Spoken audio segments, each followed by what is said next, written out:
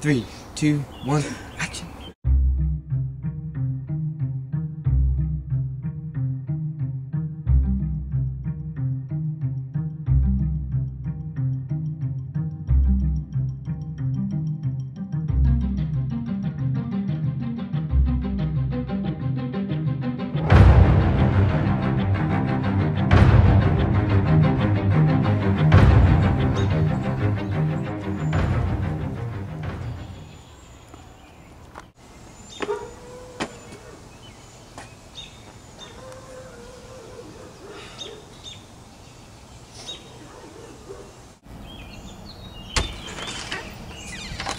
Hey, Ben.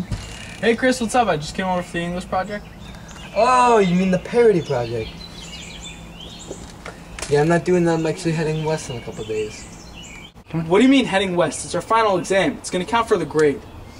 Ben, I don't care about grades. And neither should you. So you're just going to leave me to do the entire project by myself? Yeah. You see, tomorrow I'm driving all the way up to Alaska. And I'm going to visit the glorious mountains and the rivers and everything it beholds. But Chris! I have to get him to do the project with me. I have to plant the idea in his mind using Inception.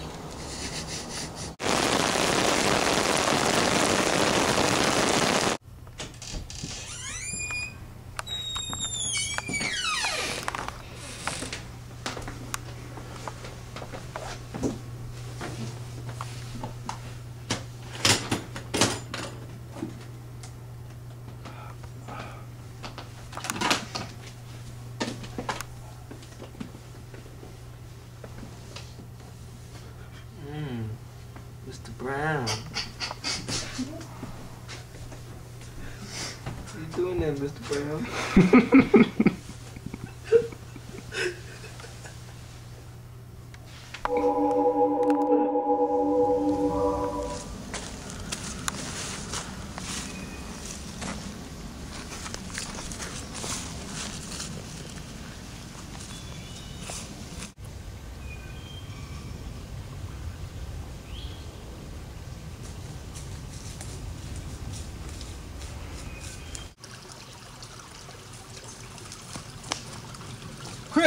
Chris! Hello, stranger. What brings you out to rural Massachusetts? Stranger? It's Ben! Chris, I'm Henry David Thoreau. But who are you? I'm Ben. Henry, you can't just live like this in this wilderness and be away from society. You have to go back to the real world. And if you were to somehow wake and be named Chris, and then you would do every English project you were ever assigned. Well, Ben, I'm afraid I'm not that easy to convince.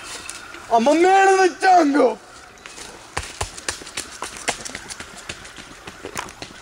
Alright, well I guess I'm gonna have to go knock him out.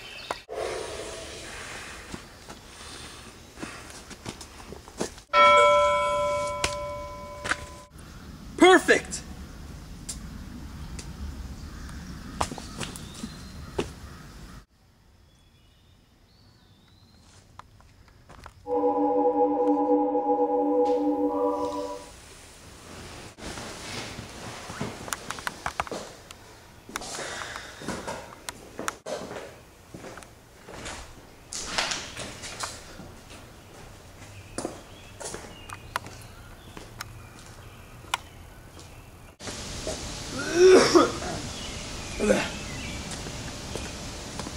Wow.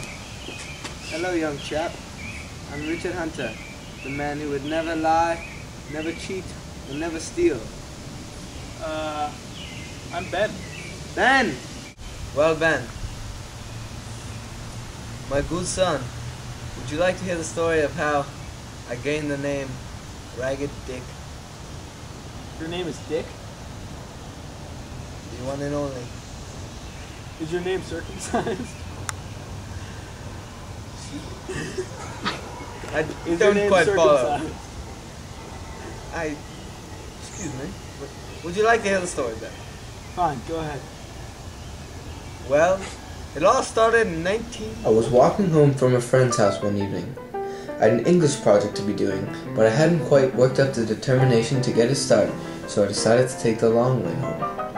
In the area of my neighborhood, there had been reports of a devil dog.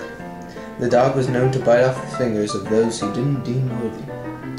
And on that particular night, Terence P. Rockefeller Moneybags and his son, James Mortensen Moneybags, were out for a stroll around the neighborhood.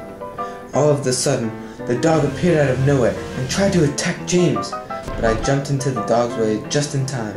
The dog was helpless, for luckily, I had a few dog treats in my pocket. Terence was so pleased that I saved his son that he offered me a job on the board of his company in New York City. And the dog I tussled with turned out to be the lost dog of President Grover Cleveland, who then offered me a job as vice president. Good times. Well, I guess it's time for my afternoon nap.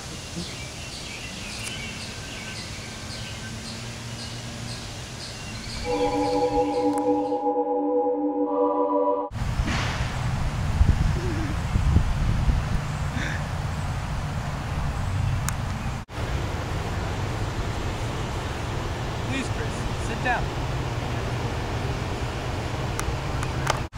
Here, Chris, have some tea. I have something I need to talk to you about. Well, it's a modest proposal. I want you to eat babies. A whole lot of babies. Babies? Yes. I'm sorry, but I don't see how that will help. Jeez, Chris, it's called sarcasm. It's rhetorical advice. Look, the point is, you have to start doing your English project, okay?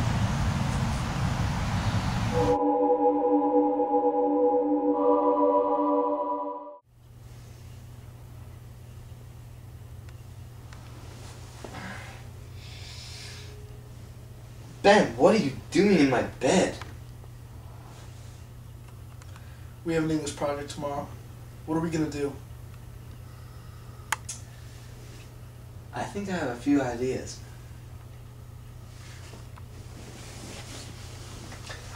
Maybe we should start out with, actually, hold on a sec.